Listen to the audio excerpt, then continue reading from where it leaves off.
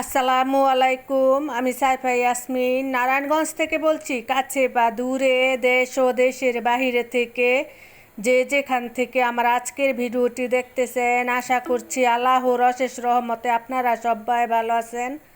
আলহামদুলিল্লাহ, আমরাও ভালো আছি। সাইফা ইয়াসমিন বিটি ব্লগ থেকে প্রতিদিনের মতো নতুন একটি ভিডিও নিয়ে হাজির হলাম আপনাদের মাঝে। আমার ভিডিওটি যদি ভালো লেগে থাকে তাহলে আমার পাশেই থেকে যেতে পারেন। অনেক দিন যাবৎ অনেক গরম পড়ছে, খুবই গরম পড়ছে। এই গরমের ভিতরে ঠান্ডা ঠান্ডা তরকারি খেলে শরীরটা ভালো লাগবে। এই জন্য আমি দুন্দুল দিয়ে আমি জাক্কা মাছ রান্না করে নিতাছি। আর এখানে আমি পুঁটি শুটকি যাকে বলে, ওই পুঁটি শুটকিটাকে আমি পেঁয়াজ দিয়ে তেলের ভিতরে ভেজে নিতাছি। আর মশলা আমি কষিয়ে নিলাম। আমি ডাটা দিয়ে, আলু দিয়ে আর সিম বিচি দিয়ে আমি মিষ্টি আলু দিয়ে রান্না করে নিতাছি। মিষ্টি আলু দিয়ে, সিম বিচি দিয়ে, ডাটা দিয়ে, আলু দিয়ে রান্না করলে খুব ভালো লাগে খেতে পুঁটি শুটকি দিয়ে। আর যখন কাঁঠাল থাকে, কাঁঠালের বিচি দিয়ে, ডাটা দিয়ে, আলু দিয়ে, মিষ্টি আলু দিয়ে রান্না করলেও খুব ভালো লাগে খেতে। আমার চেয়ে সিম বিচির থেকে কাঁঠালের বিচি দিয়ে রান্না করলে অনেকটা ভালো লাগে। গরমের ভিতরে ঠান্ডা ঠান্ডা তরকারি খাওয়া সবার উচিত। এই গরমের ভিতরে কত জায়গায় মানুষের অনেক ক্ষতি হইতেছে, স্ট্রোক করতেছে, জ্বর ঠান্ডা কাশি লেগে আছে সব সময়। এই যে আমার মেয়েরা, আবার আমি রান্না করতেছি ও সময় একটা কেক নিয়ে আসলো। আর আমি বলতেছিলাম, আমি রোজা, যাও এখান থেকে কেক নিয়ে তোমরা খেয়ে ফেলো। আমি এখানে দুন্দুলটাকে ভালো করে, দুন্দুল আর আলু মশলার ভিতরে ভালো করে কষিয়ে নিতাছি। আমাদের এখানে ওদিন ভিডিওর ভিতরে বলেছিলাম, এই আমাদের এখানে যেখানে নেটের অফিসটা, ওয়াইফাই অফিসটার ভিতরে ওয়াইফাই মেশিনটা জ্বলে গেছে। আমি নেট ভরে আমি সবার ভিডিও দেখতেছি আর আমিও ভিডিও ছাড়তাছি এমবি ভরে, মানে আর কি। এই যে আমি দুন্দুলের তরকারির ভিতরে আমি জাক্কা মাছগুলোকে দিয়ে দিলাম। আর আমার মেয়েকে খেয়ে ক্যামেরার সামনে একটু দেখাইলো, দেখতে পারছেন। এতটা গরম পড়ছে আল্লাহ, এবার খুবই গরম, অনেক গরম পড়ছে।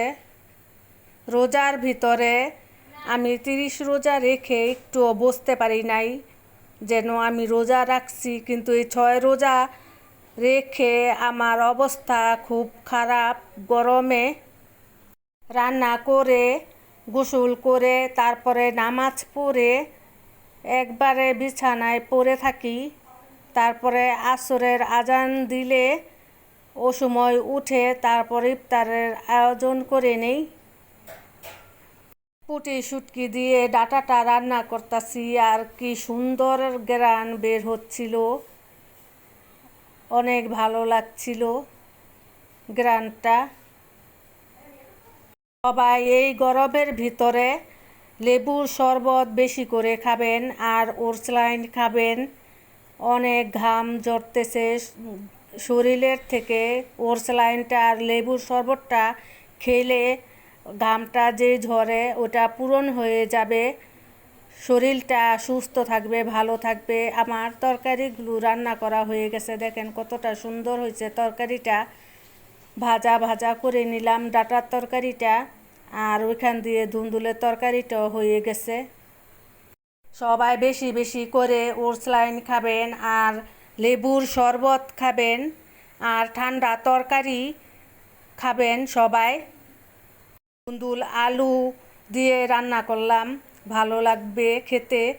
কালি কুমড়া, মিষ্টি কুমড়া, তারপরে লাউ, ধুন্দুল, ঝিঙ্গা, কহি, এসব খাবেন এই গরমের ভিতরে।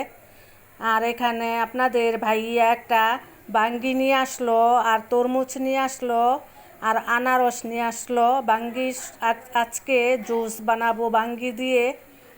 তরমুজটা খুবই লাল, হয়তো বা মিষ্টি হবে। আপনাদের ভাইয়া খেয়ে বলল তরমুজটা খুবই মিষ্টি। আমার প্রিয় প্রিয় আপুরা, আমার ভিডিওটি যদি একটু ভালো লেগে থাকে প্লিজ একটি লাইক দিয়ে দিবেন, কমেন্ট করবেন।